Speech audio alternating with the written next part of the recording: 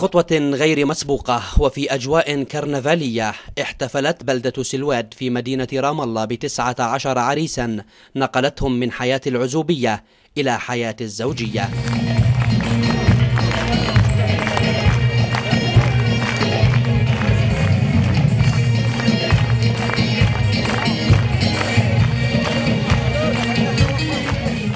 بدأ الاحتفال بدخول العرسان 19 إلى منصة الاحتفال، تلاهم دخول عوائلهم وأصدقائهم وسط تصفيق للحضور الذين جاءوا من مختلف القرى المحيطة بسلواد.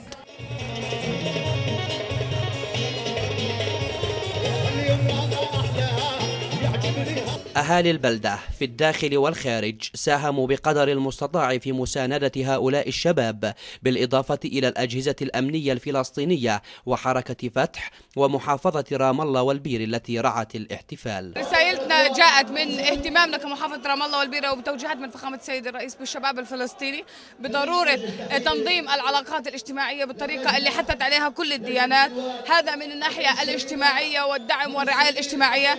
أما من الناحية السياسية فهو تحدي وإصرار من قبل الشعب الفلسطيني على أننا قادرين على الاستمرار، قادرين على الفرح، وهذا أكبر رد على هذه الحكومة الإسرائيلية المتطرفة، أن الشعب الفلسطيني قادر أن يعيش، قادر أن يفرح، قادر أن يبني وقادر أن يتزوج. وكل التحية، ونتمنى أن يكون هذا العرس الجماعي في كل قرية وفي كل مخيم في كل أنحاء الوطن. أجواء من الفرح والبهجة دخلت نفوس الحاضرين وتسللت إلى قلوب العرسان الذين سيطر عليهم شعور لم يسبقه مثيل. والله شعور ممتع إن شاء الله عقبال عند كل الشباب العزبية، وأتمنى لكل الشباب إن شاء الله، لكل أهل سلواد عامة وكل برا البلد إن شاء الله.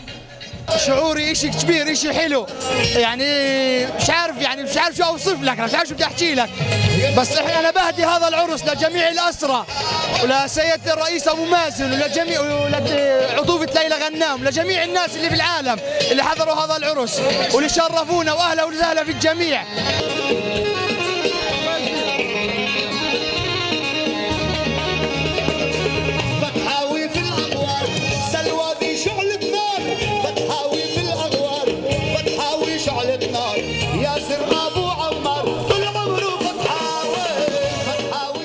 ورغم الاحتفال والرقص في هذه المناسبة الاجتماعية، إلى أن السياسة لم تفارق عقول هؤلاء المحتفلين الذين رفعوا صورا لبعض الأسرى في سجون الاحتلال، بالإضافة إلى الأعلام الفلسطينية وراية حركة فتح التي ساهمت بشكل كبير في إنجاز هذا المهرجان. هاي الرسالة إنه شعبنا رغم الاحتلال ما يزال قادر على إنه يعمل العجائب، وشعبنا يعني الفرحة الكبيرة لما بروحوا آلاف الأسرى، هذيك الفرحة اللي بتعم كل الشعب الفلسطيني، وبنتمنى أنها تكون قريب.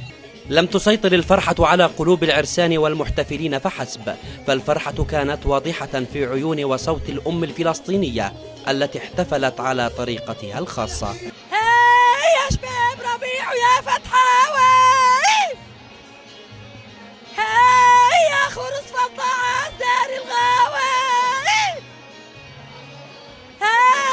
تستاهل الام اللي جابتك، هاي جابتك سبع كاهر العدواني. احلى يوم، اسعد يوم في حياتي مع هالجمع الكبير، مع هالجمع الحفل السعيد اللي الله اعطانا اياه. بحيي فتح وبحيي جميع الثوره، بحيي الشعب فلسطين صغير كبير، بحيي الاسرى يجعل عقبالهم ما يطلعوا ونفرح فين، ونجمع هاللمة ونلتم هاللمة وهن مروحين جميع الأسرى. بقلب واحد ويد واحدة احتفل أهالي بلدة سلواد شمال شرق رام الله في هذا العرس الجماعي الكبير، وفي هذه الليلة التي أضاءت سماءها الموسيقى والأضواء.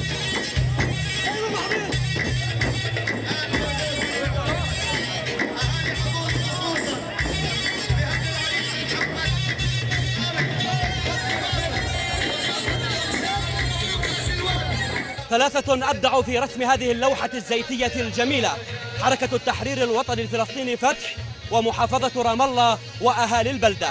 هذا هو العرس الفلسطيني، هذا هو العرس الذي لا ينتهي في ساحة لا تنتهي، في ليلة لا تنتهي. من بلدة سلواد محمد رجوب، مفوضية الإعلام والثقافة.